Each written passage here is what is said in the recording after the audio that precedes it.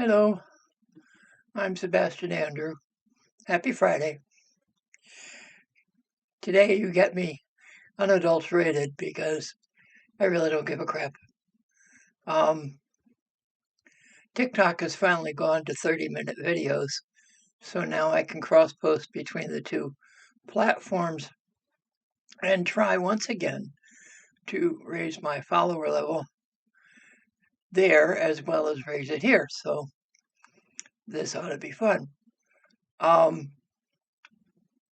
I had been showing you how I do things as a creator. There's not much more I can show you other than how I do my lighting, but I can't show you that because the camera won't turn in that direction. Um, but the thing is, I tried using light rings, I tried using light bars, I tried using different ways of doing it. And the way that I found best to work is a light bar that I had procured many years ago to use on one of my desks. It's a magnetic bar. And right now it's stuck to the underside of my shelf on my desk. But it's not pointed at me. It's pointed actually at a piece of paper that I hung on the back of the shelf. So it reflects off the piece of paper and onto me. And it's a rather unique way of doing it, different than other creators, I'm sure. Um, I actually got the idea from my second wife, who worked in theater for a while. She made well, she designed costumes. She never quite got around to making them. But Yana told me a number of secrets that they used to use in the old theater works long before the higher technologies came out. And reflecting light was one of them. And so it's come in very handy. You get my pasty forehead, but you don't get a light in my eyes. The blue actually that you're seeing reflected in my glasses is the film on my glasses because these are computer glasses set created to cut down on the blue light that I'm exposed to, I think. But in any case, I wear these most of the time. I sometimes forget to take them off when I go outside, so that makes being outside a little different, a little difficult. But excuse me. Ah, never have a caramel before you start making a video. My throat's a little crunchy. Um, okay. So, oh, and I have a moth. You may notice a change in how I do things, or at least what I talk about. Um, I got a second warning. I told you about my first warning. The vision I got of them shutting off the magic. The second warning was a little more distinct. Um, Basically, they were saying that I need to stop focusing on current events because the current events will take care of themselves. And what I need to focus on is helping you. Kind of like a shamanic viewpoint. And shamans throughout time, while they are known as healers, um, basically what they do is they help you remember. We all know the things that we need to know. The problem is we often forget them.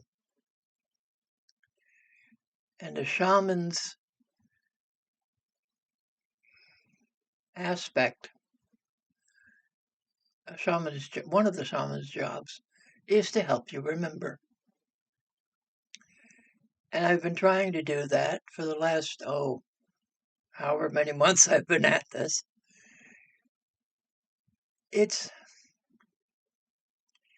We have the ability to work the energy. We have the ability to create or transform, I should say, not create, to transform energy, to take energy from the outside of us and from outside the world or in the world or whatever. We have that ability to draw that energy to us. Now we have to transform it and make it useful to us. Now, one thing that a lot of people don't think about, now I'm not saying you in particular, but they don't think about taking the energy in and transforming it into something that they can use back at the source. For instance, say someone is angry at you and you want to be on better terms with them. And they're the kind of person that does not accept apologies. They do not like listening to you. I know this from personal experience. What you need to do, what you could do, is take that anger that they are throwing at you, and even if they're not, the anger is there. You can connect to them. You can draw that anger off. You can turn it into something else. Turn it into acceptance. Turn it into, if you want to go the hard route, turn it into passion. Turn it into lust. Turn it into something other than anger. Something positive, but something, well, positive for you. Maybe not positive for them. See, now that's the twisty thing here. And that's where I'm going to kind of go from now on, is showing you how to twist the things that we are taught, the things that we learned in life, and how to put them to uses that might not be accepted in any realm, pagan, divine, whatever. There is no reason that we need to live within the confines that others lay upon us. There is no reason that we need to deal with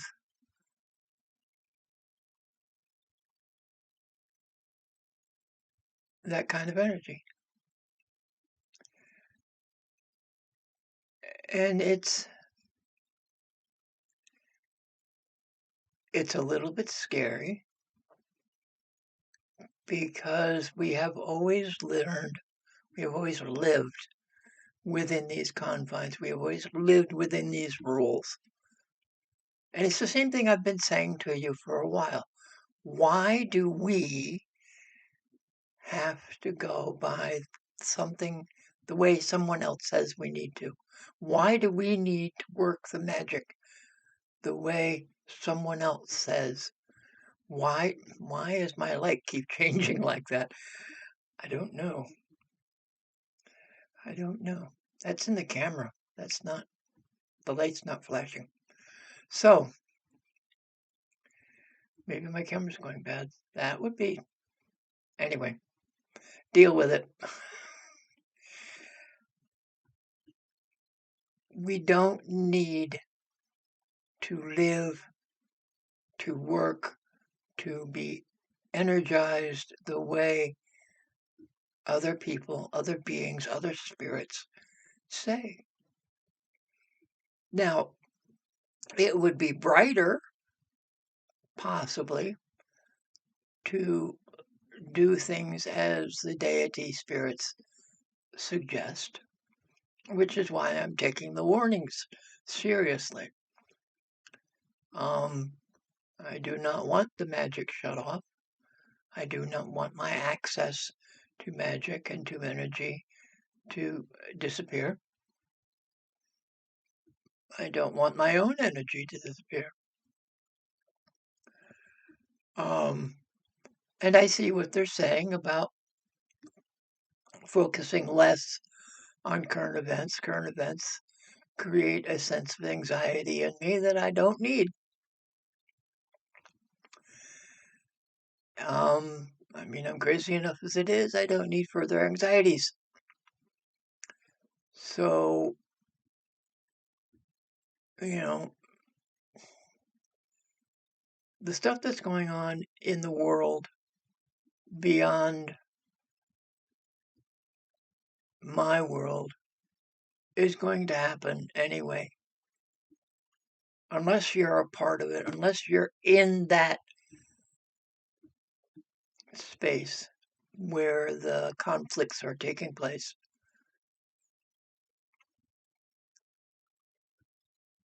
Send them help in whatever kind of way you want. Send them comfort, send them support, however you want to put your 3 cents in, but don't focus on it. Focus on your world. Focus on your sphere of influence.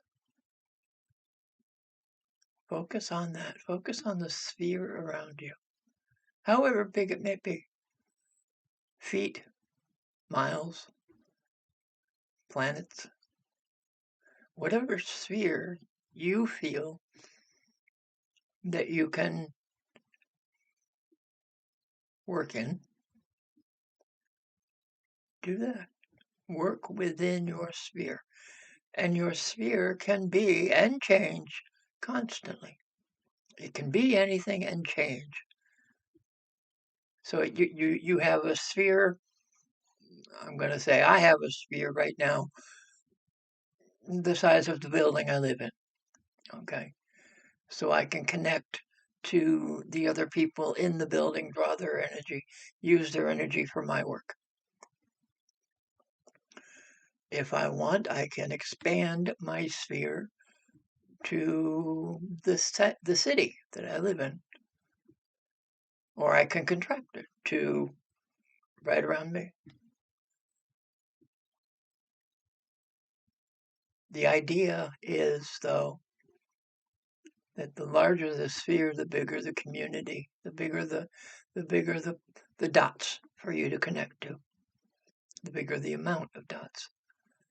Like I said, my sphere could be the building I live in, and I can connect to right now there's at least 4 other people, I think, in the building, at least 3 that I can connect to. So there's that. I can draw those energies in and put them to use. Or I can expand. I can expand to the neighborhood. Now, that population is changing. It's always changing with the construction workers at the end of the road, the people living in the houses across the street, the school behind me. There's a lot I can connect to, a lot of people. And there's trees and squirrels, and thankfully, now this, I think I told you a while ago about them ripping out a section of woods behind me. And all they did was mulch it. They turned all the trees and all the branches into wood chips and spread it out over this small spunk of land that they had cleared the trees off of. Now, I don't see any purpose that they did this for, except to destroy a squirrel habitat. Now I thought the squirrels were gone. I thought that something had happened to them. But the other day I saw the family of squirrels on the big tree behind my kitchen. So I was happy for that. And the family is really an interesting family. The group is mostly brown squirrels, but there's one black. And the black squirrel seemed rather anxious as it watched its brethren um, scampering up and down the tree. It stopped in the middle of the tree, pretty much right across from my window. And it just kind of sat there and twitched while the other squirrels ran up and down. And then it kind of looked around and made sure everybody was safe, I guess, and ran up the tree. Everything was good. But I was happy that they had not been frightened off. They had not been scared off by the people who had mulched some of the larger trees in that spot of land. And so that was a plus in my energy box. It gave me a boost of happiness. And but that's something else I can attach to is the animals and the trees and to borrow from the song, the animals, the trees, the flowers, and the bees. There is so much you can draw from, so much you can work with. And like I said, you can, if there's somebody in your sphere, or maybe they don't want to be in your sphere anymore, but someone that you have had relations with, of some kind of friendship or something, and the friendship has fallen apart, reach out to them, draw the animosity from them, and transform it into something else, into something happier, and give it back. And even if it doesn't change their mind about you, it will improve their life a bit. And then it can go further. They can then project that happiness outward from their sphere to whomever. That's the thing. You have a way of projecting better feelings, good feelings out from yourself to someone else who right now may not have them, or may have them but not, like I said, if there's an animosity or an anger or something, you draw that from them, transform it into something better, and give it back. Simple as that. So I hope you think about what I've said. I hope you work with it. And I hope you look forward to seeing me again in a couple of days.